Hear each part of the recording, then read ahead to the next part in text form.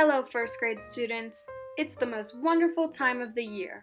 Within this video, we will be learning about nouns and how to identify them.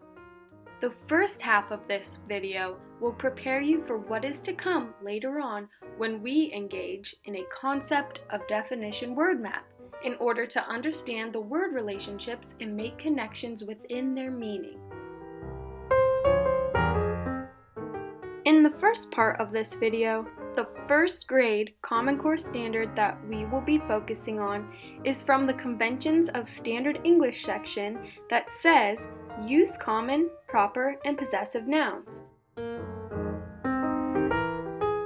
In the second part of this video, where we will be engaging in a concept of definition word map, we will be focusing on the first grade Common Core standard from the Vocabulary Acquisition and Use section that says, with guidance and support from adults, demonstrate understanding of word relationships and nuances or subtle difference in word meanings. Let's jingle all the way into the first section.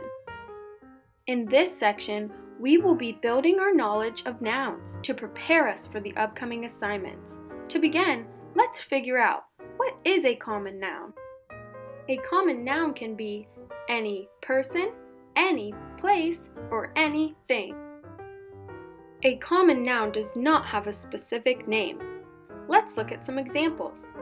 We do not know her name, but we know that she is a girl. The next example is a place.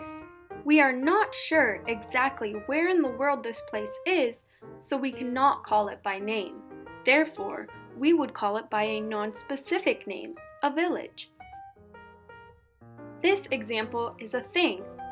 We do not know if he or she has a name, but we do know that is a reindeer.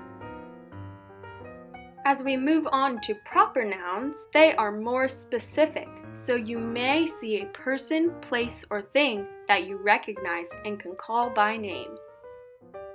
A proper noun is a specific person, a specific place, and a specific thing. Just like we write our own names, proper nouns are capitalized because they have names too. Let's look at some examples and see if there are any people we know. Look, first graders, we know that is not just some man, it is Santa. Notice how his name is capitalized. Now what about a place? This looks like a snowy village as well, but as you can see, there's a sign. It's the North Pole. Would you look at that cute reindeer? Wait a second, that's not just any reindeer, that's Rudolph. Look at his red nose.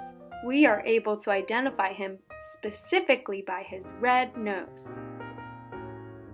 Now that we know all about common and proper nouns, let's look at what is a possessive noun. When you possess something means that it's yours. You have it and you have ownership of it. Let's look at our friend Santa. He has a sleigh. We know that it is his sleigh. By saying Santa's sleigh, Santa has gone from a proper noun to a possessive noun because we added an apostrophe S. This shows that it is Santa's sleigh, and sleigh is a common noun. Now that we have learned about common, proper, and possessive nouns, as it was mentioned in the first grade Common Core standards, here are 3 internet resources in which you can practice what you learned in preparation for the future assignments, as well as what we will be doing in the second half of this video. We have made it! Welcome to the second half where the first grade Common Core standard, with guidance and support from adults, demonstrate understanding of word relationships and nuances in word meanings will be carried out through the use of a concept of definition word map. Concept of definition word maps work best with concept words that function as nouns. Therefore, everything up until this point in the video has been in preparation for this activity in the use of concept of definition word maps. To carry out and practice this task, we are going to read aloud Dr. Seuss, How the Grinch Stole Christmas. Within this book, there are many different nouns to choose from. whether that be common, proper, or possessive. In this case, we most likely will not be using possessive nouns within our concept of definition word map. Individually, you will pick a noun from the book to explore through a concept of definition word map, but first, we will do this together. When filling out the concept of definition word map, you should first decide upon the concept word that you would like to explore. As an example, we will be focusing on the noun tree. A tree is a thing that we encountered within the book.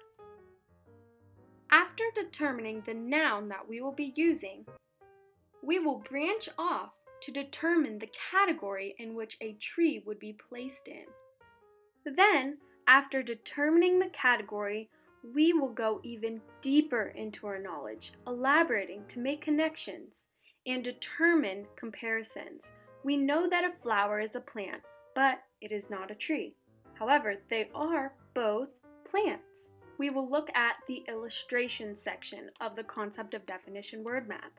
You have an option to actually illustrate or draw, or even provide different examples going into more specifically what the concept is.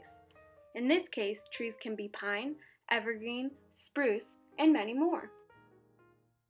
Now branching off in a different direction to our last section, properties. What are some attributes that you notice about the concept? A tree is tall and a tree is green. Here is the final product of our concept of definition word map using the noun tree that we discovered within the book, How the Grinch Stole Christmas. Now, it is your turn. When reading How the Grinch Stole Christmas, pick a noun of your choice and insert it into the middle of the concept of definition word map. Then, go through the same steps that we just went through in order to define, create a deeper knowledge on the word. If you have some trouble doing so, here is an extra resource, a demo of how to create and fulfill a concept of definition word map. The demo walks through each step of the concept of definition word map and gives a more in-depth explanation of why it is important as it aligns with Scarborough's reading rope in the science of reading. I hope that this helps you and acts as an additional resource for the expectations of how to complete this assignment.